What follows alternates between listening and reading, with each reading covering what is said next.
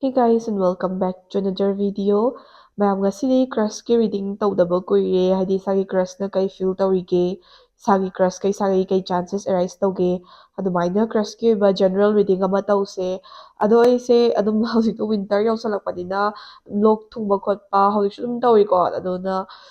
haibadi nabai khotpa aduga ngasagi festival ka leishaluba khotba adu mayam du dum thabak su khara chinbaga video se matam khara thagat panga mudre ꯑꯗꯣ ꯁꯤꯗꯒꯤꯗꯤ ꯑꯃꯨꯛ ꯈꯤꯇꯪ ꯆꯥꯡ ꯅꯥꯏꯅ ꯍꯥꯞꯄ ꯉꯝꯅꯕ ꯍꯣꯠꯅꯖꯒꯦ ꯑꯩꯁꯨ ꯑꯗꯨꯝ ꯍꯦꯛ ꯁꯪꯕꯒꯗꯤ ꯚꯤꯗꯤꯑꯣ ꯅꯝꯅꯕꯗꯤ ꯍꯣꯠꯅꯖꯕꯅꯦꯕꯀꯣ ꯑꯗꯣ ꯅꯥꯁꯜꯂꯛꯄ ꯈꯣꯠꯆꯜꯂꯛꯄ ꯌꯥꯎꯕꯅꯤꯅ ꯃꯇꯝ ꯈꯔꯗꯤ ꯒꯦꯞ ꯂꯩꯔꯨꯔꯦ ꯑꯗꯣ ꯃꯌꯥꯝꯅ ꯑꯗꯨꯝ ꯃꯈꯥ ꯇꯥꯅ ꯐꯖꯅ ꯁꯞꯄꯣꯔꯠ ꯇꯧꯕꯤꯌꯣ ꯑꯩ ꯑꯗꯨꯝ ꯌꯥꯔꯤꯈꯩ ꯆꯥꯡ ꯅꯥꯏꯅ ꯍꯥꯞꯄ ꯉꯝꯅꯕ ꯍꯣꯠꯅꯖꯔꯛꯀꯦꯀꯣ ꯑꯗꯣ ꯉꯁꯤꯒꯤ ꯑꯣꯏꯅꯗꯤ ꯀ꯭ꯔꯁꯇ ꯕꯦꯁ ꯇꯧꯕ ꯔꯤꯗꯤꯡꯁꯦ ꯄꯥꯏꯜ ꯑꯅꯤ ꯊꯣꯛꯅ ꯈꯥꯏꯗꯣꯛꯆꯒꯅꯤ ꯄꯥꯏꯜ ꯑꯦ ꯑꯃꯗꯤ ꯄꯥꯏꯜ ꯕꯤ ꯀꯣ ꯁꯤꯒꯤ ꯃꯦꯔꯨꯟ ꯐꯤꯒꯔꯁꯤꯅ ꯄꯥꯏꯜ ꯑꯦ ꯑꯗꯨꯒ ꯁꯤꯒꯤ ꯒ꯭ꯔꯦ ꯑꯥꯏꯗꯜ ꯐꯤꯒꯔꯁꯤꯅ ꯄꯥꯏꯜ ꯕꯤ ꯀꯣ ꯁꯣꯔꯤ ꯁꯤꯅ ꯄꯥꯏꯜ ꯕꯤ ꯁꯣ ꯄꯥꯏꯜ ꯑꯅꯤꯁꯤꯗꯒꯤ ꯄꯥꯏꯜ ꯑꯦ ꯅꯠꯇ꯭ꯔꯒꯅ ꯄꯥꯏꯜ ꯕꯤ ꯏꯁꯥ ꯏꯁꯥꯅ ꯑꯄꯥꯝꯕ ꯄꯥꯏꯜ ꯑꯃꯃꯝ ꯆꯨꯁ ꯇꯧꯕꯤꯔꯒ ꯉꯁꯤꯒꯤ ꯀ꯭ꯔꯁꯀꯤ ꯑꯣꯏꯕ ꯔꯤꯗꯤꯡꯁꯦ ꯇꯥꯃꯤꯟꯅꯔꯁꯤꯀꯣ ꯑꯗꯣ ꯃꯌꯥꯝꯅ ꯉꯥꯛꯇꯪ ꯄꯨꯁ ꯇꯧꯕꯤꯔꯒ ꯄꯥꯏꯜ ꯑꯦ ꯅꯠꯇ꯭ꯔꯒꯅ ꯕꯤ ꯑꯅꯤꯁꯤꯗꯒꯤ ꯀꯔꯝꯕ ꯆꯨꯁ ꯇꯧꯁꯤꯒꯦ ꯍꯥꯏꯕꯗꯨ ꯌꯦꯡꯕꯤꯔꯣ ꯑꯗꯨꯒ ꯉꯁꯤꯒꯤ ꯀ꯭ꯔꯁꯇ ꯕꯦꯁ ꯇꯧꯕ ꯔꯤꯗꯤꯡꯁꯦ ꯌꯦꯡꯃꯤꯟꯅꯔꯁꯤꯀꯣ ꯍꯦ ꯒꯥꯏꯁ ꯑꯍꯥꯟꯕꯗ ꯑꯩꯈꯣꯏ ꯄꯥꯏꯜ ꯑꯦ ꯀꯣ ꯁꯤꯒꯤ ꯃꯦꯔꯨꯟ ꯑꯥꯏꯗꯜ ꯐꯤꯒꯔꯁꯦ ꯅꯠꯇ꯭ꯔꯒꯅ ꯄꯥꯏꯜ ꯑꯦ ꯆꯨꯁ ꯇꯧꯕꯤꯕ ꯏꯆꯤꯜ ꯏꯅꯥꯎꯁꯤꯡꯒꯤ ꯑꯣꯏꯅ ꯀ꯭ꯔꯁꯀꯤ ꯑꯣꯏꯕ ꯀꯔꯤ ꯔꯤꯗꯤꯡ ꯂꯩꯒꯦ ꯍꯥꯏꯕꯗꯣ ꯃꯌꯥꯝ ꯄꯨꯟꯅ ꯌꯦꯡꯃꯤꯟꯅꯔꯁꯤꯀꯣ ꯁꯣ ꯀꯥꯔꯠꯁꯦ ꯑꯍꯥꯟꯕꯗ ꯇꯦꯟ ꯑꯣꯐ ꯀꯞꯁꯦ ꯃꯊꯟꯇ ꯑꯗꯨꯝ ꯁꯐꯜꯐꯧ ꯇꯧꯗ꯭ꯔꯤꯉꯩꯗ ꯆꯣꯡꯊꯣꯔꯛꯑꯦ ꯑꯗꯣ ꯑꯗꯨꯝ ꯑꯩꯅ ꯂꯧꯅꯤꯡꯕ ꯑꯣꯏꯕꯗꯣꯀꯣ ꯀꯥꯔꯠꯁꯦ king of wands reversed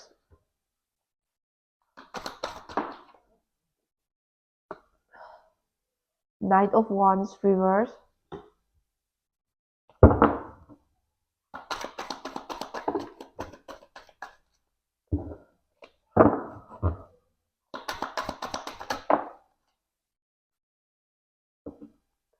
The Hermit,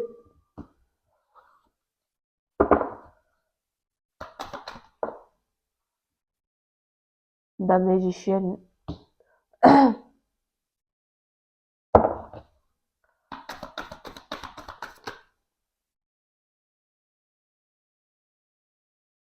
Eight of Pentacles reverse ko. So pile A-ꯒꯤꯗꯃꯛꯇ ꯏꯁꯥꯒꯤ ꯀ꯭ꯔꯁꯀꯤ ꯑꯣꯏꯕ ꯀꯔꯤ ꯀꯔꯤ ꯚꯤꯖꯟ ꯄꯤꯒꯦ ꯍꯥꯏꯕ ꯃꯇꯝꯗ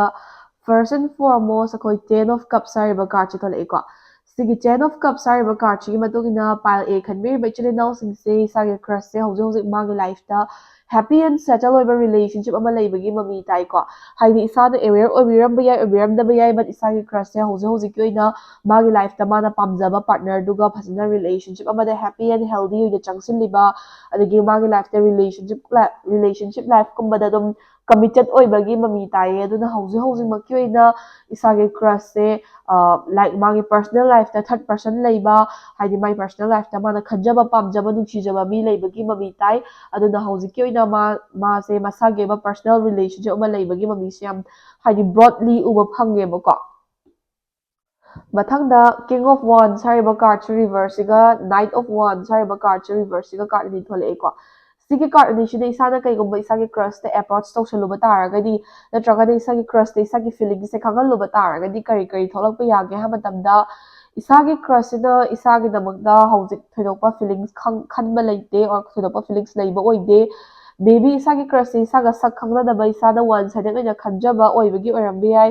ꯅꯠꯇ꯭ꯔꯒꯅ ꯑꯣꯜꯔꯦꯗꯤ ꯁꯛ ꯈꯪꯅꯕ ꯄꯔꯁꯟ ꯑꯃ ꯑꯣꯏꯇꯥꯔꯒꯁꯨ ꯏꯁꯥꯒꯤ ꯀ꯭ꯔꯁꯁꯤꯅ ꯏꯁꯥꯕꯨ ꯌꯥꯝ ꯀꯟꯅ ꯍꯥꯏꯂꯤ ꯔꯤꯒꯥꯔꯗ ꯇꯧꯗꯕ ꯌꯥꯝ ꯍꯦꯟꯅ ꯏꯁꯥꯒꯤꯗꯃꯛꯇ ꯈꯟꯖꯟꯗꯕ ꯍꯥꯏꯕꯗꯣ ꯑꯣꯏꯌꯦꯕꯀꯣ ꯑꯗꯨꯅ ꯀꯩꯒꯨꯝꯕ ꯍꯧꯖꯤꯛ ꯍꯧꯖꯤꯛ ꯏꯁꯥꯅ ꯑꯦꯄ꯭ꯔꯣꯆ ꯇꯧꯔꯨꯕ ꯇꯥꯔꯒꯗꯤ ꯌꯥꯝꯅ ꯃꯇꯥꯡ ꯃꯇꯝ ꯆꯥꯗꯕ ꯏꯝꯄꯦꯁꯟ ꯑꯣꯏꯕ ꯑꯗꯒꯤ ꯃꯤꯒꯤ ꯔꯤꯂꯦꯁꯟship ꯂꯩꯔꯤꯉꯩꯗ ꯌꯦꯠꯄ ꯑꯣꯏꯅ ꯊꯣꯛꯄ ꯑꯗꯨꯃꯥꯏꯅ ꯇꯥꯒꯅꯤ ꯑꯗꯨꯅ ꯍꯧꯖꯤꯛ ꯍꯧꯖꯤꯛꯃꯛꯀꯤ ꯑꯣꯏꯅ ꯑꯦꯄ꯭ꯔꯣꯆ ꯇꯧꯒꯦꯅ ꯈꯟꯕ ꯇꯥꯔꯒꯗꯤ ꯃꯗꯨꯗꯣ ꯃꯇꯥꯡ ꯃꯇꯝ ꯆꯥꯗꯕ ꯑꯣꯏꯒꯅꯤꯅ ꯀꯥꯔꯠꯁꯤꯅ ꯍꯥꯏꯌꯦꯕꯀꯣ ꯃꯊꯪꯁꯤꯅ ꯏꯁꯥꯒꯤ ꯀ꯭ꯔꯁꯀ ꯏꯁꯥꯒꯒꯤ ꯀꯝꯄꯦꯇꯤꯕꯤꯂꯤꯇꯤꯅꯦ ꯑꯗꯣ ꯄꯥꯏꯜ ꯑꯦ ꯈꯟꯕꯤꯔꯤꯕ ꯏꯆꯤꯜ ꯏꯅꯥꯎꯁꯤꯡꯁꯦ ꯍꯣꯏ ꯏꯁꯥꯒꯤ ꯀ꯭ꯔꯁꯁꯦ ꯏꯁꯥꯅ ꯌꯥꯝ ꯄꯥꯝꯖꯔꯝꯕ ꯌꯥꯏ ꯅꯨꯡꯁꯤꯖꯔꯝꯕ ꯌꯥꯏ ꯈꯣꯏꯗꯥꯖꯔꯝꯕ ꯌꯥꯏꯀꯣ ꯕꯠ ꯏꯁꯥꯒꯤ ꯀ꯭ꯔꯁꯁꯤꯒ ꯏꯁꯥꯒꯁꯦ ꯀꯝꯄꯦꯇꯤꯕꯤꯂꯤꯇꯤꯁꯦ ꯌꯥꯝ ꯍꯦꯟꯅ ꯂꯩꯕ ꯑꯣꯏꯗꯦ ꯀꯝꯄꯦꯇꯤꯕꯤꯂꯤꯇꯤꯁꯦ ꯈꯤꯇꯪ ꯂꯣ ꯑꯣꯏꯌꯦꯀꯣ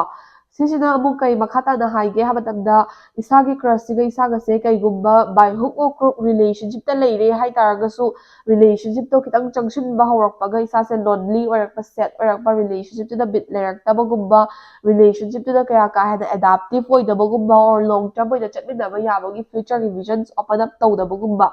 ꯑꯗꯨꯒꯨꯝꯕ ꯈꯔ ꯂꯩꯌꯦ ꯑꯗꯨꯅ ꯏꯁꯥꯒꯤ ꯀ꯭ꯔꯁꯁꯤꯒ ꯏꯁꯥꯒ ꯌꯥꯝ ꯍꯦꯟꯅ ꯀꯝꯄꯦꯇꯤꯕꯜ ꯑꯣꯏꯕ ꯑꯣꯏꯗꯦꯕꯀꯣ ꯃꯊꯪꯗ ꯗ ꯃꯦꯖꯤꯁꯤꯌꯟ ꯍꯥꯏꯔꯤꯕ ꯀꯥꯔꯠꯁꯦ ꯊꯣꯛꯂꯛꯑꯦꯀꯣ ꯁꯤꯒꯤ ꯗ ꯃꯦꯖꯤꯁꯤꯌꯟ ꯍꯥꯏꯔꯤꯕ ꯀꯥꯔꯠꯁꯤꯒꯤ ꯃꯇꯨꯡ ꯏꯟꯅ ꯌꯦꯁ ꯏꯁꯥꯒꯤ ꯀ꯭ꯔꯁꯁꯦ ꯍꯧꯖꯤꯛ ꯃꯥꯒꯤ ꯄꯔꯁꯣꯅꯦꯜ ꯂꯥꯏꯐꯇ ꯑꯇꯣꯞꯄ ꯔꯤꯂꯦꯁꯟꯁꯤꯞ ꯑꯃ ꯂꯩꯔꯝꯕ ꯌꯥꯏ ꯔꯤꯂꯦꯁꯟꯁꯤꯞꯇꯣ ꯌꯥꯝ ꯍꯦꯜꯗꯤ ꯑꯣꯏꯅ ꯆꯠꯂꯝꯕ ꯌꯥꯏ ꯕꯠ ꯏꯁꯥꯅ ꯐꯖꯅ ꯇꯥꯟꯖꯥ ꯉꯥꯏꯔꯒ ꯃꯇꯝ ꯉꯥꯏꯔꯒ ꯍꯥꯏꯗꯤ ꯏꯁꯥꯒꯤ ꯍꯩꯖ ꯁꯤꯡꯖꯕ ꯃꯌꯥꯝꯁꯤ ꯌꯨꯇꯤꯂꯥꯏꯁ ꯇꯧꯔꯒ ꯃꯉꯣꯟꯗ ꯑꯦꯄ꯭ꯔꯣꯆ ꯇꯧꯅꯕ ꯍꯣꯠꯅꯔꯒꯗꯤ ꯍꯥꯏꯗꯤ ꯍꯧꯖꯤꯛꯃꯛꯇꯤ ꯅꯠꯇꯕ ꯇꯞꯅ ꯍꯥꯏꯗꯤ ꯏꯁꯥꯅ ꯇꯥꯟꯖꯥ ꯂꯧꯕ ꯇꯥꯟꯖꯥ ꯂꯨꯝꯕ ꯇꯥꯟꯖꯥ ꯉꯥꯏꯕ ꯑꯗꯒꯤ ꯏꯁꯥꯅ ꯍꯩꯖ ꯁꯤꯡꯖꯕ ꯁ꯭ꯀꯤꯜꯁ ꯃꯌꯥꯝ ꯑꯃ ꯁꯣꯀꯦꯁ ꯇꯧꯔꯒ ꯏꯁꯥꯅ ꯃꯉꯣꯟꯗ ꯑꯦꯄ꯭ꯔꯣꯆ ꯇꯧꯕ ꯇꯥꯔꯒꯗꯤ ꯏꯁꯥꯒꯤ ꯀ꯭ꯔꯁꯁꯤꯒ ꯔꯤꯂꯦꯁꯟꯁꯤꯞ ꯂꯩꯕ ꯌꯥꯕꯒꯤ ꯄꯣꯁꯤꯕꯤꯂꯤꯇꯤꯁꯦ ꯍꯧꯖꯤꯛ ꯌꯥꯝ ꯑꯊꯨꯕꯗꯗꯤ ꯑꯦꯔꯥꯏꯁ ꯇꯧꯗꯦ ꯕꯠ ꯐ꯭ꯌꯨꯆꯔꯗ ꯑꯣꯄꯟ ꯑꯞ ꯇꯧꯔꯛꯄ ꯌꯥꯕꯒꯤ ꯃꯤꯅꯤꯃꯦꯜ ꯆꯥꯟꯁꯦꯁ ꯈꯔꯗꯤ ꯂꯩꯌꯦꯕꯀꯣ ꯇꯧꯕꯇꯕꯨ ꯏꯁꯥꯒꯤ ꯀ꯭ꯔꯁꯁꯤꯗ ꯏꯁꯥꯒ ꯔꯤꯂꯦꯁꯟꯁꯤꯞ ꯂꯩꯔꯛꯄ ꯇꯥꯔꯒꯁꯨ ꯑꯗꯨꯝ ꯃꯥꯒꯤ ꯊꯥꯔꯠ ꯄꯔꯁꯟ ꯑꯃꯗꯤ ꯏꯟꯚꯣꯜቭ ꯇꯧꯔꯒ ꯂꯩꯒꯗꯕꯒꯤ ꯃꯃꯤ ꯇꯥꯏ ꯏꯁꯥꯗ ꯅꯪ ꯐꯨꯜꯂꯤ ꯀꯃꯤꯇꯦꯠ ꯑꯣꯏꯔꯛꯀꯗꯕꯒꯤ ꯚꯤꯖꯟꯗꯤ ꯄꯥꯛꯅ ꯎꯗꯦꯕꯀோ ꯑꯗꯣ ꯍꯧꯖꯤꯛꯃꯛꯀꯤ ꯑꯣꯏꯅꯗꯤ ꯑꯦꯄ꯭ꯔꯣꯆ ꯇꯧꯕꯤꯔꯨꯒꯤꯗꯨ ꯕꯠ ꯏꯁꯥꯅ ꯐꯖꯅ ꯉꯥꯏꯕꯤꯔꯒ ꯐꯖꯅ ꯍꯥꯏꯕꯗꯤ ꯄ꯭ꯂꯥꯟ ꯇꯧꯗꯅ ꯈꯣꯠꯇꯅ ꯍꯣꯠꯅ ꯇꯥꯔꯒꯗꯤ ꯍꯣꯏ ꯔꯤꯂꯦꯁꯟꯁꯤꯞ ꯂꯩꯔꯛꯄ ꯌꯥꯕꯒꯤ ꯃꯤꯅꯤꯃꯦꯜ ꯆꯥꯟꯁꯦꯁ ꯈꯤꯇꯪꯗꯤ ꯑꯣꯄꯟ ꯑꯞ ꯇꯧꯋꯦꯕꯀꯣ ꯃꯊꯪꯗ ꯑꯦꯠ ꯑꯣꯐ ꯄꯦꯟꯇꯦꯀꯜꯁ ꯍꯥꯏꯔꯤꯕ ꯀꯥꯔꯠꯁꯤꯒꯤ ꯃꯇꯨꯡ ꯏꯟꯅ ꯁꯤꯁꯦ ꯔꯤꯚꯔꯁ ꯄꯤꯛꯅꯤꯀꯣ ꯁꯤꯒꯤ ꯀꯥꯔꯠꯁꯤꯒꯤ ꯃꯇꯨꯡ ꯏꯟꯅ ꯏꯁꯥꯒꯤ ꯀ꯭ꯔꯁꯁꯤꯒ ꯏꯁꯥꯒꯤ ꯐ꯭ꯌꯨꯆꯔꯒꯤ ꯚꯤꯖꯟ ꯀꯔꯤ ꯄꯤꯒꯦ ꯔꯤꯂꯦꯁꯟꯁꯤꯞ ꯑꯣꯏꯅ ꯐꯅ ꯆꯠꯃꯤꯟꯅꯔꯛꯄ ꯌꯥꯕꯒꯤ ꯄꯣꯁꯤꯕꯤꯂꯤꯇꯤꯁ ꯂꯩꯕ꯭ꯔꯥ ꯍꯥꯏꯕ ꯃꯇꯝꯗ ꯄꯥꯏꯜ ꯑꯦ ꯈꯟꯕꯤꯔꯤꯕ ꯏꯆꯤꯜ ꯏꯅꯥꯎꯁꯤꯡꯒꯤ ꯑꯣꯏꯅ ꯏꯁꯥꯒꯤ ꯀ꯭ꯔꯁꯀ ꯏꯁꯥꯒꯁꯦ ꯔꯤꯂꯦꯁꯟꯁꯤप ꯂꯩꯔꯛꯄ ꯌꯥꯕꯒꯤ ꯄꯣꯁꯤꯕꯤꯂꯤꯇꯤꯁ ꯑꯣꯔ ꯆꯥꯟꯁꯦꯁꯁꯦ ꯍꯧꯖꯤꯛꯃꯛꯀꯤ ꯑꯣꯏꯅꯗꯤ ꯑꯣꯄꯟ ꯑꯞ ꯇꯧꯗꯦ ꯆꯥꯟꯁꯦꯁꯁꯦ ꯄꯥꯛꯅ ꯎꯗꯦ ꯏꯁꯥꯒꯤ ꯀ꯭ꯔꯁꯁꯦ ꯏꯁꯥꯒꯤꯗꯃꯛꯇ ꯌꯥꯝ ꯍꯦꯟꯅ ꯈꯟꯕꯒꯤ ꯃꯃꯤꯁꯨ ꯇꯥꯗꯦꯀꯣ ꯑꯗꯨꯕꯨ ꯏꯁꯥꯗ ꯉꯁꯥꯏ ꯍꯥꯏꯖꯕꯗꯣ ꯇꯥꯟꯖꯥ ꯉꯥꯏꯔꯒ ꯈꯣꯠꯂꯒ ꯐꯖꯅ ꯉꯥꯏꯔꯒ ꯍꯣꯠꯅ ꯇꯥꯔꯒꯗꯤ ꯃꯇꯝ ꯈꯔ ꯆꯪꯖꯔꯒꯁꯨ ꯔꯤꯂꯦꯁꯟꯁꯤꯞꯁꯦ ꯑꯣꯄꯟ ꯑꯞ ꯇꯧꯔꯛꯄ ꯌꯥꯕꯒꯤ ꯄꯣꯁꯤꯕꯤꯂꯤꯇꯤꯁ ꯈꯔꯗꯤ ꯂꯩ ꯇꯧꯕꯇꯕꯨ ꯉꯁꯥꯏꯒꯤ ꯀꯣꯝꯄꯦꯇꯤꯕꯤꯂꯤꯇꯤ ꯂꯣ ꯑꯣꯏꯈꯤꯕꯗꯣ ꯑꯗꯨꯅ ꯃꯔꯝ ꯑꯣꯏꯔꯒ ꯕꯥꯏ ꯍꯨꯛ ꯑꯣꯔ ꯀ꯭ꯔꯣꯛ ꯔꯤꯂꯦꯁꯟꯁꯤꯞꯁꯦ ꯉꯥꯏꯔꯒ ꯈꯣꯠꯂꯒ ꯂꯩꯔꯛꯄ ꯇꯥꯔꯒꯁꯨ ꯂꯣꯡ ꯇꯔꯝ ꯑꯣꯏꯅ ꯆꯠꯄ ꯌꯥꯔꯣꯏꯗꯕ ꯐꯥꯔ ꯁꯥꯏꯇꯦꯠ ꯚꯤꯖꯟ ꯎꯗꯕ ꯍꯥꯏꯕꯗꯣ ꯑꯣꯏꯌꯦꯕꯀꯣ ꯑꯗꯨꯅ ꯏꯁꯥꯒꯤ ꯀ꯭ꯔꯁꯀ ꯏꯁꯥꯒꯁꯦ ꯀꯣꯝꯄꯦꯇꯤꯕꯜ ꯑꯣꯏꯕ ꯆꯥꯅꯕꯁꯨ ꯈꯤꯇꯪ ꯋꯥꯠꯂꯦ ꯑꯗꯨꯒ ꯐ꯭ꯌꯨꯆꯔꯁꯨ ꯐꯖꯅ ꯎꯕ ꯐꯪꯗꯦꯀꯣ ꯍꯧꯖꯤꯛꯀꯤ ꯑꯣꯏꯅ ꯕꯠ ꯁ꯭ꯇꯤꯜ ꯏꯁꯥꯗ ꯀ꯭ꯔꯁ ꯑꯣꯏꯅ ꯍꯣꯞ ꯇꯧꯕꯗꯤ ꯀꯩꯝꯇ ꯀꯥꯏꯗꯦ ꯏꯁꯥꯒꯤ ꯑꯄꯥꯝꯕꯅꯦ ꯔꯤꯗꯤꯡꯁꯤꯗꯒꯤ ꯂꯧꯕ ꯌꯥꯕ ꯖꯦꯅꯔꯦꯜ ꯑꯦꯗꯚꯥꯏꯁꯁꯨ ꯂꯧꯁꯤꯟꯕꯤꯔꯒ ꯃꯊꯪꯒꯤ ꯔꯤꯗꯤꯡ ꯑꯃꯨꯛ ꯉꯥꯏꯃꯤꯟꯅꯔꯁꯤꯀꯣ ꯍꯦ ꯒꯥꯏꯁ ꯃꯊꯪꯁꯤꯅ ꯑꯩꯈꯣꯏ ꯄꯥꯏꯜ ꯕꯤ ꯀꯣ ꯁꯤꯒꯤ ꯒ꯭ꯔꯦ ꯑꯥꯏꯗꯜ ꯐꯤꯒꯔꯁꯦ ꯅꯠꯇ꯭ꯔꯒꯅ ꯄꯥꯏꯜ ꯕꯤ ꯆꯨꯁ ꯇꯧꯕꯤꯕ ꯏꯆꯤꯜ ꯏꯅꯥꯎꯁꯤꯡꯒꯤ ꯑꯣꯏꯅ ꯑꯩꯈꯣꯏ ꯀ꯭ꯔꯁꯀꯤ ꯑꯣꯏꯕ ꯀꯔꯤ ꯚꯤꯖꯟ ꯄꯤꯒꯦ ꯍꯥꯏꯕꯗꯣ ꯑꯩꯈꯣꯏ ꯉꯁꯤ ꯔꯤꯗꯤꯡꯁꯤꯗꯒꯤ ꯈꯪꯃꯤꯟꯅꯔꯁꯤꯀꯣ ꯄꯥꯏꯜ ꯕꯤꯒꯤ ꯑꯣꯏꯅ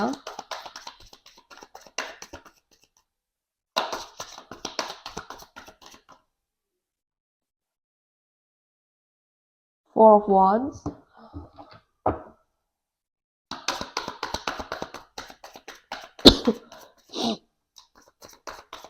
ꯑꯩꯁꯦ ꯂꯣꯛꯁꯦ ꯌꯥꯝ ꯀꯟꯅ ꯊꯨꯡꯉꯤ ꯑꯗꯨꯒꯤ ꯚꯤꯗꯤꯑꯣ ꯅꯝꯕ ꯉꯝꯃꯨꯗ꯭ꯔꯤꯁꯦ ꯑꯗꯨꯒꯤꯅꯦꯕꯀꯣ ꯖꯠꯁꯃꯦꯟ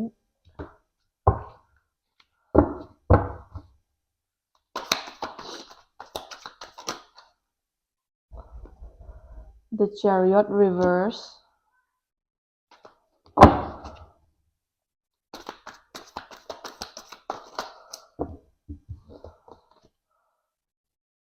Six of Pentacles,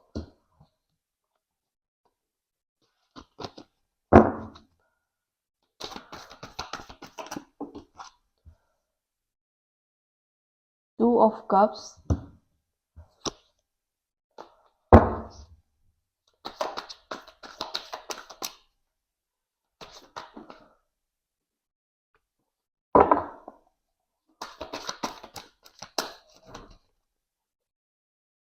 Four of Cups ꯀꯣ ꯁꯨꯃꯥꯏꯅ ꯂꯩꯔꯦ ꯄꯥꯏꯜ ꯕꯤꯒꯤ ꯑꯣꯏꯕ ꯀꯥꯔꯠꯁꯤꯡꯁꯦ ꯑꯗꯣ ꯄꯥꯏꯜ ꯕꯤꯒꯤ ꯑꯣꯏꯅꯗꯤ ꯀ꯭ꯔꯁ ꯔꯤꯗꯤꯡꯁꯦ ꯈꯔ ꯑꯗꯨꯝ ꯄꯣꯖꯤꯇꯤቭ ꯑꯣꯏꯒꯗꯧꯕ ꯃꯥꯜꯂꯦꯀꯣ first and foremost Four of Cups ꯍꯥꯏꯔꯤꯕ ꯀꯥꯔꯠꯁꯤꯒꯤ ꯃꯇꯨꯡ ꯏꯟꯅ ꯄꯥꯏꯜ ꯕꯤ ꯈꯟꯕꯤꯔꯤꯕ ꯏꯆꯤꯜ ꯏꯅꯥꯎꯁꯤꯡꯁꯦ ꯏꯁꯥꯒꯤ ꯀ꯭ꯔꯁꯁꯦ ꯍꯧꯖꯤꯛ ꯃꯥꯒꯤ ꯂꯥꯏꯐꯇ ꯊꯥꯔꯠ ꯄꯔꯁꯟꯒꯨꯝꯕ ꯂꯩꯕ꯭ꯔꯥ ꯅꯠꯇ꯭ꯔꯒꯅ ꯔꯤꯂꯦꯁꯟꯁꯤꯞꯀꯨꯝꯕ ꯂꯩꯕ꯭ꯔꯥ ꯍꯥꯏꯕ ꯃꯇꯝꯗ ꯏꯁꯥꯒꯤ ꯀ꯭ꯔꯁꯁꯦ ꯍꯧꯖꯤꯛꯃꯛꯀꯤ ꯑꯣꯏꯅ ꯃꯁꯥꯗ ꯀꯃꯤꯠꯃꯦꯟ ꯏꯁꯨꯁ ꯂꯩꯖꯕꯒꯨꯝꯕ ꯍꯥꯏꯕꯗꯤ ꯃꯥꯁꯦ ꯔꯤꯂꯦꯁꯟꯁꯤꯞꯀꯨꯝꯕ ꯀꯃꯤꯠꯃꯦꯟꯒꯨꯝꯕꯗꯒꯤ ꯈꯤꯇꯪ ꯍꯥꯏꯗꯤ ꯀꯤꯕꯒꯨꯝꯕ ꯑꯣꯔ ꯔꯤꯂꯦꯁꯟꯁꯤꯞꯀꯨꯝꯕ ꯀꯃꯤꯠꯃꯦꯟꯒꯨꯝꯕꯗꯒꯤ ꯈꯤꯇꯪ ꯇꯥꯌꯔꯠ ꯑꯣꯏꯕꯒꯨꯝꯕ ꯍꯥꯏꯕꯗꯤ ꯃꯦꯕꯤ ꯃꯥꯗꯣ ꯔꯤꯁꯦꯟꯠꯂꯤ ꯇꯣꯛꯁꯤꯛ ꯔꯤꯂꯦꯁꯟꯁꯤꯞ ꯑꯃꯗꯒꯤ ꯁ꯭ꯇꯦꯞ ꯑꯥꯎꯠ ꯇꯧꯔꯛꯄ ꯑꯣꯏꯔꯝꯕ ꯌꯥꯏ ꯅꯠꯇ꯭ꯔꯒꯅ ꯌꯥꯝꯅ ꯀꯣꯝꯄ꯭ꯂꯤꯀꯦꯇꯦꯠ ꯑꯣꯏꯕ ꯔꯤꯂꯦꯁꯟꯁꯤꯞ ꯑꯃꯗ ꯂꯩꯕ ꯑꯣꯏꯔꯝꯕ ꯌꯥꯏ ꯅꯠꯇ꯭ꯔꯒꯅ ꯔꯤꯂꯦꯁꯟꯁꯤꯞ ꯑꯃꯗꯤ ꯂꯩꯔꯒ ꯂꯩꯔꯤꯕ ꯔꯤꯂꯦꯁꯟꯁꯤꯞꯇꯨꯗꯒꯤ ꯃꯥꯁꯦ ꯗꯤꯁꯇ꯭ꯔꯦꯛꯇꯦꯠ ꯑꯣꯏꯔꯛꯄ ꯗꯥꯏꯚꯔꯇꯦꯠ ꯑꯣꯏꯔꯛꯄ ꯕꯤꯠ ꯂꯩꯔꯛꯇꯕ ꯑꯣꯔ ꯁ꯭ꯇꯦꯞ ꯑꯥꯎꯠ ꯇꯧꯅꯤꯡꯉꯛꯄ ꯃꯇꯝ ꯑꯣꯏꯔꯝꯕ ꯌꯥꯏ ꯅꯠꯇ꯭ꯔꯒꯅ ꯕꯤꯇ꯭ꯔꯦꯌꯜꯒꯨꯝꯕ ꯍꯥꯔꯠ ꯕ꯭ꯔꯦꯛꯀꯨꯝꯕ ꯑꯃ ꯒꯣ ꯊ꯭ꯔꯨ ꯇꯧꯕꯒꯤ ꯑꯣꯏꯔꯝꯕ ꯌꯥꯏꯕꯀꯣ ꯃꯔꯝ ꯃꯌꯥꯝꯁꯤꯗꯒꯤ ꯑꯃ ꯍꯦꯛꯇ ꯑꯣꯏꯔꯝꯕꯗꯤ ꯌꯥꯏ ꯕꯠ ꯏꯁꯥꯒꯤ ꯀ꯭ꯔꯁꯁꯦ ꯍꯧꯖꯤꯛꯃꯛꯀꯤ ꯑꯣꯏꯅ ꯃꯥꯒꯤ ꯂꯥꯏꯐꯇ ꯑꯦꯛꯇꯤꯚ ꯊꯥꯔꯠ ꯄꯔꯁꯟꯒꯨꯝꯕ ꯂꯩꯇꯕ ꯍꯥꯏꯗꯤ ꯑꯇꯣꯞꯄ ꯄꯔꯁꯟꯁꯦ ꯂꯩꯔꯒꯁꯨ ꯌꯥꯝꯅ ꯀꯣꯝꯄ꯭ꯂꯤꯀꯦꯇꯦꯠ ꯑꯣꯏꯕ ꯁꯤꯆꯨꯋꯦꯁꯟꯗ ꯂꯩꯕꯒꯨꯝꯕ ꯅꯠꯇ꯭ꯔꯒꯅ ꯍꯥꯏꯗꯤ ꯁ꯭ꯇꯦꯕꯜ ꯑꯣꯏꯕ ꯃꯑꯣꯡꯗ ꯂꯩꯇꯕ ꯌꯥꯝꯅ ꯑꯦꯛꯇꯤꯚ ꯊꯥꯔꯠ ꯄꯔꯁꯟꯁꯦ ꯀꯩꯁꯨ ꯂꯩꯇꯕ ꯃꯥꯁꯦ ꯍꯧꯖꯤꯛꯃꯛꯀꯤ ꯑꯣꯏꯅ ꯃꯁꯥꯁꯦ ꯀꯃꯤꯠꯃꯦꯟ ꯇꯧꯅꯤꯡꯗꯕ ꯃꯁꯥꯁꯦ ꯃꯊꯟꯇ ꯂꯩꯅꯤꯡꯕ ꯑꯣꯔ ꯃꯁꯥꯁꯦ ꯔꯤꯂꯦꯁꯟꯁꯤꯞꯀꯨꯝꯕꯗꯒꯤ ꯈꯤꯇꯪ ꯗꯤꯁꯇꯦꯟꯁ ꯇꯧꯅꯤꯡꯕ ꯑꯗꯨꯒꯨꯝꯕꯒꯤ ꯃꯑꯣꯡ ꯃꯇꯧ ꯎꯏ ꯍꯧꯖꯤꯛꯃꯛꯀꯤ ꯑꯣꯏꯅ ꯏꯁꯥꯒꯤ ꯀ꯭ꯔꯁꯁꯦ ꯔꯤꯂꯦꯁꯟꯁꯤꯞꯀꯨꯝꯕꯗ ꯀꯌꯥ ꯀꯥ ꯍꯦꯟꯅ ꯏꯟꯇꯔꯦꯁꯇꯦꯠ ꯑꯣꯏꯗꯕꯒꯤ ꯃꯃꯤ ꯇꯥꯏꯌꯦꯕꯀꯣ ꯅꯦꯛꯁꯇ ꯗ ꯆꯦꯔꯤꯌꯣꯠ ꯍꯥꯏꯔꯤꯕ ꯀꯥꯔꯠꯁꯨ ꯔꯤꯚꯔꯁꯇ ꯊꯣꯛꯂꯛꯑꯦꯀꯣ ꯁꯤꯒꯤ ꯗ ꯆꯦꯔꯤꯌꯣꯠ ꯍꯥꯏꯔꯤꯕ ꯀꯥꯔꯠꯁꯨ ꯔꯤꯚꯔꯁꯁꯤꯒꯤ ꯃꯇꯨꯡ ꯏꯟꯅ ꯏꯁꯥꯒꯤꯁꯨ ꯍꯧꯖꯤꯛꯁꯦ ꯂꯛꯀꯨꯝꯕꯁꯦ ꯈꯤꯇꯪ ꯂꯣ ꯑꯣꯏꯕ ꯃꯇꯝ ꯑꯣꯏꯌꯦꯕꯀꯣ ꯑꯗꯨꯅ ꯍꯧꯖꯤꯛꯁꯦ ꯌꯥꯝ ꯊꯨꯅ ꯍꯦꯛꯇ ꯏꯁꯥꯅ ꯃꯉꯣꯟꯗ ꯑꯦꯄ꯭ꯔꯣꯆ ꯇꯧꯁꯟꯕꯒꯨꯝꯕ ꯅꯠꯇ꯭ꯔꯒꯅ ꯃꯉꯣꯟꯗ ꯍꯥꯏꯗꯤ ꯏꯁꯥꯒꯤ ꯀ꯭ꯔꯁꯇꯨꯗ ꯍꯦꯛꯇ ꯂꯥꯏꯛ ꯕꯣꯜ ꯑꯣꯏꯕ ꯁ꯭ꯇꯦꯞ ꯑꯃ ꯂꯧꯁꯤꯟꯕ ꯃꯇꯝꯗ ꯏꯁꯥꯒꯤ ꯑꯣꯏꯅ ꯈꯤꯇꯪ ꯇꯥꯟꯖꯥ ꯆꯥꯟꯅꯗꯕ ꯍꯥꯏꯕꯗꯨ ꯑꯣꯏꯒꯅꯤ ꯏꯁꯥꯒꯤ ꯂꯛꯁꯨ ꯈꯤꯇꯪ ꯂꯣ ꯑꯣꯏꯕ ꯄ꯭ꯂꯁ ꯏꯁꯥꯒꯤ ꯀ꯭ꯔꯁꯁꯤꯁꯨ ꯌꯥꯝ ꯍꯦꯟꯅ ꯍꯧꯖꯤꯛꯃꯛ ꯋꯤꯂꯤꯡ ꯑꯣꯏꯕ ꯑꯣꯏꯗꯕꯅꯤꯅ ꯌꯥꯝ ꯑꯊꯨꯕꯗ ꯍꯦꯛꯇ ꯑꯦꯄ꯭ꯔꯣꯆ ꯇꯧꯁꯟꯕꯒꯨꯝꯕ ꯌꯥꯝ ꯑꯊꯨꯕꯗ ꯍꯦꯛꯇ ꯇꯛꯁꯟꯕꯒꯨꯝꯕ ꯁꯤꯒꯨꯝꯕꯁꯦ ꯃꯇꯝ ꯆꯥꯗꯦ ꯏꯁꯥꯒꯤ ꯑꯣꯏꯅꯁꯨ ꯂꯣ ꯃꯣꯃꯦꯟꯠꯁ ꯈꯔ ꯀꯥꯎꯟꯇꯔ ꯇꯧꯔꯤ ꯑꯗꯨꯅ ꯈꯔ ꯍꯣꯜ ꯕꯦꯛ ꯇꯧꯕꯤꯈꯣ ꯈꯔ ꯉꯥꯏꯕꯤꯈꯣ ꯍꯥꯏꯅ ꯀꯥꯔꯠꯁꯤꯗ ꯑꯦꯗꯚꯥꯏꯁ ꯄꯤꯌꯦꯕꯀꯣ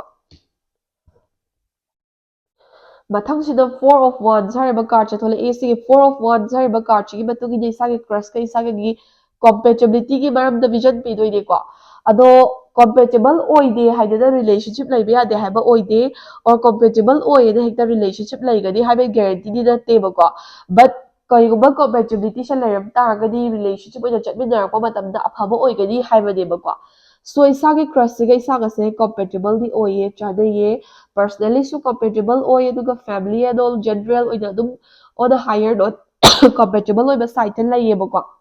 ꯑꯗꯨꯅ ꯔꯤꯂꯦꯁꯟꯁꯤꯞ ꯑꯣꯏꯅ ꯀꯩꯒꯨꯝꯕ ꯂꯥꯏꯕꯛ ꯐꯗꯅ ꯐꯣꯔꯝ ꯇꯧꯔꯛ ꯇꯥꯔꯒꯗꯤ ꯍꯌꯦꯡ ꯐꯦꯃꯤꯂꯤ ꯀꯩꯀꯥꯗꯁꯨ ꯐꯖꯅ ꯑꯗꯨꯝ ꯁꯞꯄꯣꯔꯇꯤꯞ ꯑꯣꯏꯒꯗꯕ ꯏꯁꯥꯒꯤ ꯃꯔꯛꯇꯁꯨ ꯌꯥꯅꯒꯗꯕ ꯀꯣꯝꯄꯦꯇꯤꯕꯤꯂꯤꯇꯤꯗꯣ ꯂꯩꯌꯦꯕꯀꯣ ꯃꯊꯪꯁꯤꯗ ꯏꯁꯥꯒꯤ ꯀ꯭ꯔꯁꯁꯤꯗ ꯏꯁꯥꯒꯤꯗꯃꯛꯇ ꯀꯩ ꯈꯟꯕ ꯂꯩꯒꯦ ꯑꯗꯒꯤ ꯏꯁꯥꯒꯤ ꯑꯣꯏꯕ ꯀꯩ ꯊꯣꯠꯁ ꯃꯉꯣꯟꯗ ꯂꯩꯒꯦ ꯍꯥꯏꯕ ꯃꯇꯝꯗ ꯁꯤꯁꯦ ꯑꯣꯞꯁꯟ ꯑꯅꯤ ꯊꯣꯛꯑꯦꯀꯣ ꯐꯥꯔꯁ ꯑꯦꯟ ꯐꯣꯔꯃꯣꯁ ꯏꯁꯥꯒꯤ ꯀ꯭ꯔꯁꯁꯤꯒ ꯏꯁꯥꯒ ꯁꯛ ꯐꯖꯅ ꯈꯪꯅꯗ꯭ꯔꯤꯕ ꯏꯁꯥꯗ ꯈꯟꯖꯕ ꯄꯔꯁꯟ ꯑꯣꯏꯇꯥꯔꯒꯗꯤ ꯍꯧꯖꯤꯛꯃꯛꯀꯤ ꯑꯣꯏꯅ ꯍꯦꯛꯇ ꯔꯤꯂꯦꯁꯟꯁꯤꯞꯀꯤ ꯑꯦꯄ꯭ꯔꯣꯆ ꯇꯧꯕꯤꯌꯣ ꯍꯥꯏꯕꯃꯛꯇꯤ ꯅꯠꯇꯦ ꯕꯠ ꯁꯛꯈꯪꯅꯕ ꯏꯁꯥꯁꯦ ꯑꯦꯛꯖꯤꯁ ꯇꯧꯋꯦ ꯍꯥꯏꯕꯁꯦ ꯈꯪꯅꯅꯕ ꯃꯉꯣꯟꯗ ꯑꯦꯂꯔꯠ ꯇꯧꯕ ꯑꯃꯗꯤ ꯆꯪꯉꯦꯕ ꯏꯁꯥꯁꯦ ꯂꯩ ꯍꯥꯏꯕꯁꯤꯃ ꯈꯪꯍꯟꯅꯕꯀꯣ ꯃꯉꯣꯟꯗ ꯑꯦꯂꯔꯠ ꯑꯃ ꯄꯤꯕꯗꯤ ꯆꯪꯉꯦ ꯕꯠ ꯍꯧꯖꯤꯛꯃꯛꯀꯤ ꯑꯣꯏꯅ ꯍꯦꯛꯇ ꯑꯦꯄ꯭ꯔꯣꯆꯇꯤ ꯇꯧꯕꯤꯈꯤꯅꯣꯕꯀꯣ ꯑꯗꯨꯒ ꯑꯅꯤꯁꯨꯕꯗ ꯏꯁꯥꯒꯤ ꯀ꯭ꯔꯁꯁꯤꯒ ꯏꯁꯥꯒꯁꯦ ꯑꯣꯜꯔꯦꯗꯤ ꯍꯥꯟꯅꯗꯒꯤ ꯁꯛ ꯈꯪꯅꯕ ꯄꯔꯁꯟ ꯑꯣꯏꯇꯥꯔꯒꯗꯤ ꯏꯁꯥꯒꯤ ꯀ꯭ꯔꯁꯁꯤꯗ ꯏꯁꯥꯁꯦ ꯑꯗꯨꯝ ꯈꯤꯇꯪ ꯍꯥꯏꯂꯤ ꯑꯗꯨꯝ ꯔꯤꯒꯥꯔꯠ ꯇꯧꯕ ꯏꯁꯥꯒꯤꯗꯃꯛꯇ ꯍꯧꯖꯤꯛꯃꯛꯀꯤ ꯑꯣꯏꯅ ꯍꯣꯏ ꯐꯤꯂꯤꯡꯁꯇꯤ ꯆꯞ ꯆꯥꯕꯃꯛꯇꯤ ꯂꯩꯇ꯭ꯔꯤ ꯃꯔꯝꯗꯤ ꯃꯥꯗꯣ ꯍꯧꯖꯤꯛꯃꯛꯀꯤ ꯑꯣꯏꯅ ꯀꯃꯤꯠꯃꯦꯟ ꯏꯁꯨꯁ ꯂꯩꯕꯅꯤꯅꯀꯣ ꯑꯗꯨ ꯑꯣꯏꯇꯥꯔꯒꯁꯨ ꯏꯁꯥꯒ ꯃꯥꯒ ꯂꯣꯏꯅꯕꯁꯦ ꯑꯗꯨꯝ ꯃꯥꯅ ꯍꯥꯏꯗꯤ ꯀꯩ ꯍꯥꯏꯅꯤ ꯑꯦꯁꯨꯔꯦꯟꯁ ꯑꯃ ꯐꯪꯕꯒꯨꯝꯕ ꯃꯉꯣꯟꯗ ꯅꯨꯡꯉꯥꯏꯖꯕꯒꯨꯝꯕ ꯑꯗꯒꯤ ꯏꯁꯥꯒ ꯃꯥꯒ ꯂꯣꯏꯅꯕ ꯃꯇꯝꯗ ꯃꯉꯣꯟꯗ ꯚꯥꯏꯕ ꯆꯥꯟꯅꯖꯕ ꯈꯔ ꯐꯤꯜ ꯇꯧꯕꯒꯨꯝꯕ ꯑꯗꯨꯒꯨꯝꯕꯗꯤ ꯂꯩꯌꯦꯕꯀꯣ ꯑꯗꯨꯃꯛꯄꯨ ꯏꯁꯥꯕꯨ ꯌꯥꯝ ꯍꯦꯟꯅ ꯄꯥꯝꯖꯕ ꯅꯨꯡꯁꯤꯕ ꯑꯗꯨꯒꯨꯝꯕꯒꯤ ꯐꯤꯂꯤꯡꯁꯃꯛꯇꯤ ꯍꯧꯖꯤꯛꯀꯤ ꯑꯣꯏꯅꯗꯤ ꯎꯗꯦ ꯕꯠ ꯁ꯭ꯇꯤꯜ ꯏꯁꯥꯒ ꯂꯣꯏꯅꯕ ꯄꯨꯟꯕ ꯃꯇꯝꯗ ꯃꯥꯅ ꯑꯗꯨꯝ ꯋꯥꯔꯤ ꯁꯥꯕꯃꯛꯇꯕꯨ ꯑꯣꯏꯔꯣ ꯌꯥꯝ ꯅꯨꯡꯉꯥꯏꯖꯕꯒꯨꯝꯕ ꯑꯗꯨꯒꯨꯝꯕꯗꯤ ꯐꯥꯎꯋꯦꯕꯀꯣ last but not the least 6 of Pentacles ꯍꯥꯏꯕ ꯑꯃꯒ Judgment ꯍꯥꯏꯕ ꯑꯃꯒ ꯀꯥꯔꯠ ꯑꯅꯤ ꯊꯣꯛꯂꯛꯑꯦꯀꯣ 6 of Pentacles ꯍꯥꯏꯔꯤꯕ ꯀꯥꯔꯠꯁꯤꯅ ꯍꯧꯖꯤꯛꯃꯛꯀꯤ ꯑꯣꯏꯅ ꯏꯁꯥꯒꯤ ꯀ꯭ꯔꯁꯁꯤꯒ ꯏꯁꯥꯒꯤ ꯔꯤꯂꯦꯁꯟꯁꯤꯞ ꯂꯩꯕ ꯌꯥꯕꯒꯤ ꯆꯥꯟꯁꯦꯁꯇꯤ ꯈꯤꯇꯪ ꯂꯣ ꯑꯣꯏꯌꯦ ꯃꯔꯝꯗꯤ ꯃꯥꯅꯁꯨ ꯀꯃꯤꯠꯃꯦꯟ ꯇꯧꯅꯤꯡꯗꯕ ꯑꯗꯨꯒ ꯍꯧꯖꯤꯛꯃꯛꯀꯤ ꯑꯣꯏꯅ ꯏꯁꯥꯒꯤ ꯑꯣꯏꯅꯁꯨ ꯂꯣ ꯃꯣꯃꯦꯟꯠ ꯈꯔ ꯆꯠꯂꯤꯕꯅꯤꯅꯀꯣ ꯇꯧꯕꯇꯕꯨ ꯏꯁꯥꯅ ꯍꯧꯖꯤꯛꯇꯒꯤ ꯍꯧꯅ ꯍꯦꯛꯇ ꯑꯦꯄ꯭ꯔꯣꯆ ꯇꯧꯕꯒꯤ ꯃꯍꯨꯠꯇ ꯐꯖꯅ ꯍꯥꯏꯕꯗꯤ ꯀꯝꯃ꯭ꯌꯨꯅꯤꯀꯦꯁꯟꯒꯨꯝꯕ ꯍꯥꯟꯅ ꯐꯖꯅ ꯂꯩꯔꯒꯗꯤ ꯍꯦꯟꯅ ꯗꯤꯄꯔ ꯑꯣꯏꯅꯕ ꯁꯤꯟꯕ ꯌꯥꯏ ꯑꯗꯨꯒ ꯍꯥꯟꯅ ꯀꯝꯃ꯭ꯌꯨꯅꯤꯀꯦꯁꯟꯒꯤ ꯂꯝꯕꯤꯒꯨꯝꯕ ꯂꯩꯔꯝꯗꯕ ꯑꯣꯏꯇꯥꯔꯒꯗꯤ ꯀꯝꯃ꯭ꯌꯨꯅꯤꯀꯦꯠ ꯇꯧꯅꯕ ꯏꯁꯥꯅ ꯍꯣꯠꯅꯕ ꯗꯔꯀꯥꯔ ꯑꯣꯏꯌꯦꯕꯀꯣ ꯑꯗꯨꯃꯥꯏꯅ ꯀꯝꯃ꯭ꯌꯨꯅꯤꯀꯦꯠ ꯇꯧꯔꯒ ꯍꯦꯛꯇ ꯗꯦꯁꯄ꯭ꯔꯦꯠ ꯑꯣꯏꯕ ꯃꯑꯣꯡꯗ ꯃꯥꯕꯨ ꯄꯥꯝꯃꯤ ꯅꯨꯡꯁꯤ ꯍꯥꯏꯅ ꯐꯣꯡꯗꯣꯛꯄꯒꯤ ꯅꯠꯇꯕ ꯐꯖꯅ ꯃꯥꯒ ꯇꯞꯅ ꯂꯣꯏꯅꯔꯒ ꯏꯁꯥꯒꯤ ꯑꯣꯏꯕ ꯑꯦꯇꯦꯆꯃꯦꯟ ꯕꯣꯟ ꯑꯃ ꯁꯦꯝꯕ ꯉꯝꯅꯅꯕ ꯍꯧꯖꯤꯛꯇꯒꯤ ꯍꯧꯅ ꯍꯣꯠꯅꯕ ꯇꯥꯔꯒꯗꯤ ꯇꯞꯅ ꯃꯇꯝ ꯈꯔꯗꯤ ꯂꯧꯕꯤꯌꯨꯀꯣ ꯍꯦꯛꯇ ꯔꯁꯇꯤ ꯇꯧꯕꯤꯒꯅꯨ ꯑꯗꯨꯒ ꯃꯇꯝ ꯈꯔ ꯂꯧꯔꯕ ꯃꯇꯨꯡꯗ ꯇꯥꯟꯖꯥ ꯆꯥꯔꯦꯅ ꯏꯁꯥꯅ ꯍꯦꯛ ꯈꯟꯕꯒ ꯑꯦꯄ꯭ꯔꯣꯆ ꯇꯧꯕ ꯗꯔꯀꯥꯔ ꯑꯣꯏꯌꯦꯕꯀꯣ ꯑꯗꯨꯃꯥꯏꯅ ꯑꯦꯄ꯭ꯔꯣꯆ ꯇꯧꯔꯒꯗꯤ ꯏꯁꯥꯗ ꯒꯨꯗ ꯖꯠꯖꯃꯦꯟ ꯐꯪꯕ ꯏꯁꯥꯅ ꯐꯖꯅ ꯍꯣꯠꯅꯖꯔꯒꯗꯤ ꯏꯁꯥꯒꯤ ꯀ꯭ꯔꯁꯁꯤꯒ ꯏꯁꯥꯒ ꯔꯤꯂꯦꯁꯟꯁꯤꯞꯁꯦ ꯍꯦꯄꯟ ꯇꯧꯔꯛꯄ ꯌꯥꯕꯒꯤ ꯆꯥꯟꯁꯦꯁ ꯑꯗꯨꯝ 70 to 80% ꯂꯩꯌꯦꯕꯀꯣ ꯇꯧꯕꯇꯕꯨ ꯏꯁꯥꯅ ꯍꯧꯖꯤꯛ ꯌꯥꯝ ꯍꯦꯛꯇ ꯊꯨꯅ ꯑꯦꯄ꯭ꯔꯣꯆ ꯇꯧꯁꯜꯂꯨꯔꯒꯗꯤ ꯑꯗꯨꯒꯤ ꯆꯥꯟꯁꯦꯁꯇꯣ ꯂꯣ ꯑꯣꯏꯈꯤꯅꯤ ꯑꯗꯨ ꯅꯠꯇꯕꯤꯗ ꯏꯁꯥꯅ ꯐꯖꯅ ꯇꯥꯟꯖꯥ ꯂꯧꯔꯒ ꯇꯞꯅ ꯕꯤꯜ ꯑꯞ ꯇꯧꯔꯒ ꯕꯣꯟꯗꯤꯡꯗꯣ ꯐꯣꯔꯝ ꯇꯧꯔꯒ ꯍꯣꯠꯅ ꯇꯥꯔꯒꯗꯤ ꯔꯤꯂꯦꯁꯟꯁꯤꯞꯁꯦ ꯂꯩꯔꯛꯄ ꯌꯥꯕꯒꯤ ꯄꯣꯁꯤꯕꯤꯂꯤꯇꯤꯁꯦ ꯑꯗꯨꯝ ꯃꯣꯔ ꯗꯦꯟ 60 to 70% ꯎꯕ ꯐꯪꯉꯦꯕꯀꯣ ꯑꯗꯨꯅ ꯄꯥꯏꯜꯕꯤꯒꯤ ꯑꯣꯏꯅꯗꯤ ꯀ꯭ꯔꯁ ꯔꯤꯗꯤꯡꯁꯦ ꯌꯥꯝ ꯄꯣꯖꯤꯇꯤꯚ ꯑꯣꯏꯅ ꯇꯔꯟ ꯑꯥꯎꯠ ꯇꯧꯋꯦꯅ ꯈꯜꯂꯦ ꯏꯁꯥꯅ ꯇꯥꯟꯖꯥ ꯂꯧꯕ ꯍꯩꯕ ꯑꯦꯐꯔꯠ ꯊꯥꯗꯕꯒꯤ ꯃꯈꯥꯕꯨꯗꯤ ꯌꯥꯝ ꯄꯣꯜꯂꯦꯀꯣ ꯑꯗꯣ ꯉꯁꯤꯒꯤ ꯑꯣꯏꯅ ꯁꯨꯃꯥꯏꯅ ꯄꯤꯒꯦ ꯄꯥꯏꯜꯕꯤꯒꯤ ꯔꯤꯗꯤꯡꯁꯦ ꯁꯤꯗ ꯂꯣꯏꯖꯔꯦ ꯁꯤꯗꯒꯤ ꯂꯧꯕ ꯌꯥꯕ ꯑꯦꯗꯚꯥꯏꯁꯁꯦ ꯂꯧꯁꯤꯟꯕꯤꯔꯒ ꯃꯊꯪꯒꯤ ꯔꯤꯗꯤꯡ ꯑꯃꯨꯛ ꯉꯥꯏꯃꯤꯟꯅꯔꯁꯤꯀꯣ ꯊꯦꯡꯛ ꯌꯨ ꯐꯣꯔ ꯋꯥꯆꯤꯡ